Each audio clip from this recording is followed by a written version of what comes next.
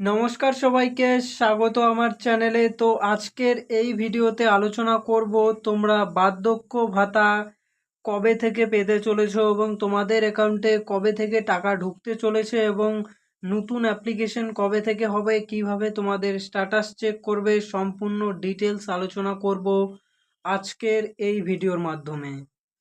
তো এখানে যদি আমরা প্রথমেই দেখি, বার্ধক্য ভাতায় এবার থেকে তোমরা পেতে চলেছো ডবল টাকা। তো এবার থেকে কিন্তু ডবল টাকা ঢুকবে তোমাদের অ্যাকাউন্টে, যেখানে প্রতি মাসে 1000 টাকার পরিবর্তে এখানে কিন্তু এবারে 2000 টাকা করে দিবে। তো এবারে কিন্তু তোমরা 2000 টাকা করে পেতে চলেছো এই টাকা। তো এই মাস থেকেই শুরু হয়ে যাচ্ছে কিন্তু তোমাদের নতুন প্রক্রিয়া। এখানে আবার যদি নতুন করে আবেদন হয়, নতুন করে আবেদন করতে হবে, এবং যারা আগে থেকে আবেদন করেছো তাদেরকে কিন্তু নতুন করে আবেদন করার কোনো প্রয়োজন নেই। তোমরা এমনিতেই তোমাদের অ্যাকাউন্টে টাকা ঢুকে যাবে।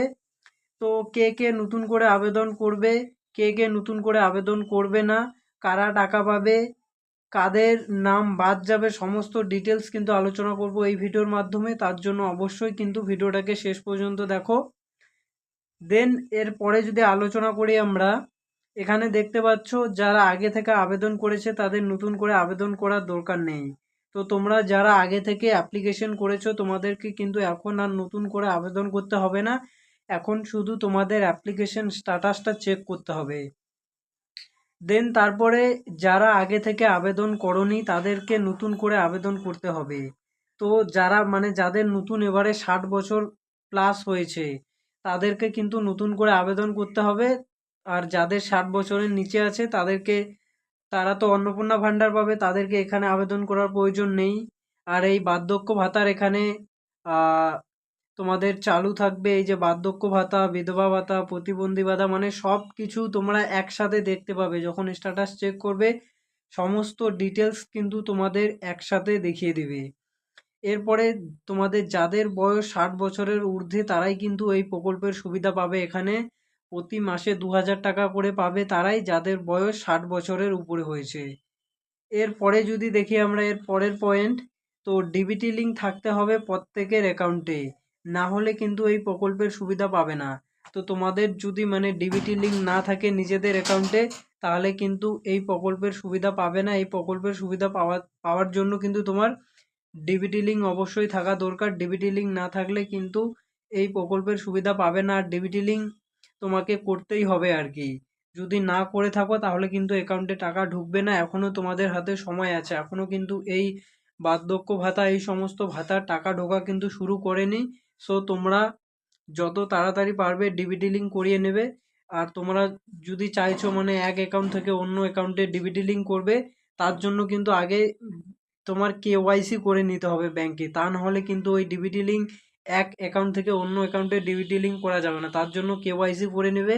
আর কেওয়াইসি যদি কমপ্লিট থাকে তোমার ব্যাংক অ্যাকাউন্টে, তাহলে কিন্তু খুব ইজিলি তোমরা একটা ব্যাংক অ্যাকাউন্ট থেকে অন্য ব্যাংক অ্যাকাউন্টে ডিবিটি লিঙ্ক করতে পারবে। আর যদি এই কেওয়াইসি না করা থাকে তাহলে কিন্তু তোমরা এই ডিবিটি লিঙ্ক, ধরো তোমার পুরনো ব্যাংকের অ্যাকাউন্টে ডিবিটি লিঙ্ক আছে, তুমি চাইছো সেটা তোমার নতুন ব্যাংক অ্যাকাউন্ট যেখান থেকে তুমি আধার সাপ দিয়ে টাকা তোলো, তো সেই ব্যাংক অ্যাকাউন্টের সাথে যুক্ত করতে।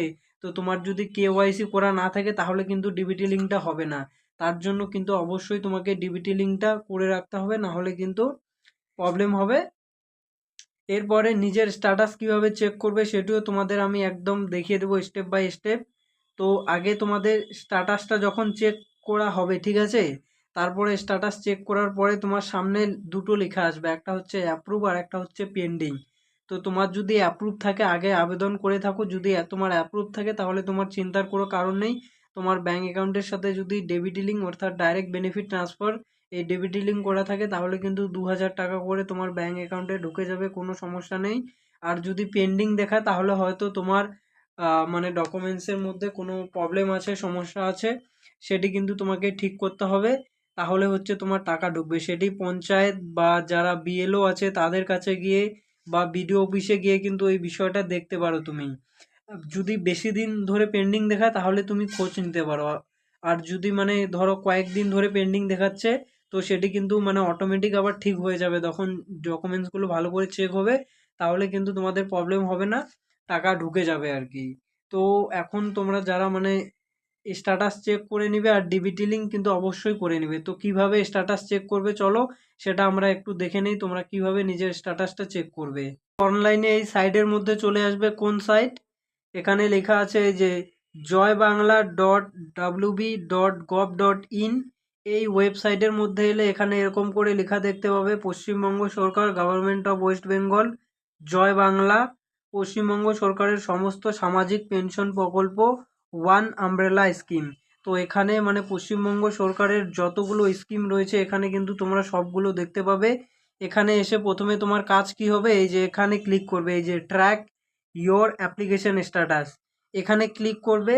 তো এখানে যখনই তুমি ক্লিক করে দিবে, তো এখানে ক্লিক করার পরে নতুন একটা সাইট খুলে যাবে তোমার সামনে, এই যে দেখতে পাচ্ছ নতুন সাইটের মধ্যে কি থাকবে, এই যে এখানে লেখা আছে তোমার track application using beneficiary ID, phone number, Aadhaar card.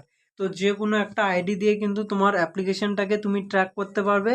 তো এই যে এখানে যদি প্রথমেই দেখতে পাচ্ছ জয় জোহার, মানে এইসব কিন্তু স্কিম, ঠিক আছে, এই যে old age pension scheme, old age pension, তারপরে স্টেট ওয়েলফেয়ার স্কিম। তো এখানে হচ্ছে তোমার এই যতগুলো পেনশন স্কিম আছে মানে ভাতা রিলেটেড সবগুলো কিন্তু এখানে তোমার সামনে খুলে যাবে, এই যে ডাব্লিউসিডি ওল্ড এজ পেনশন।